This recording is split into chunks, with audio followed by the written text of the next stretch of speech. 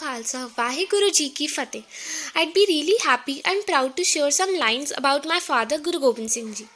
I can't imagine a 9-year-old holding the head of his father in his hand and consoling the other people that it's okay. I can't imagine anyone leading the followers of a whole religion at that young age, creating an army of the pious ones and having a character so amazing that they can be inspired to change themselves.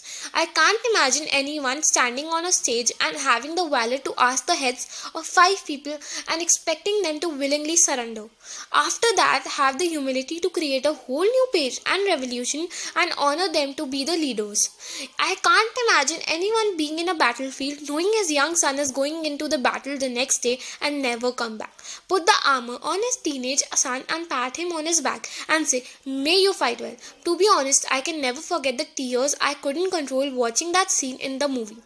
I can't imagine anyone still standing on his feet after hearing the news that his 2 young boys had been bricked alive and his mother had been killed, and yet continue on a mission that his ancestors had started.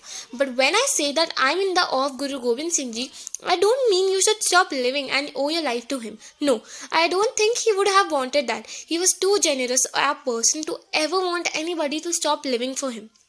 But I wish that when people talk about him, their heads should be held high, with the thought that in their lineage there was such a man who was so brave that you can't even ever imagine anybody in the history of mankind ever being like him.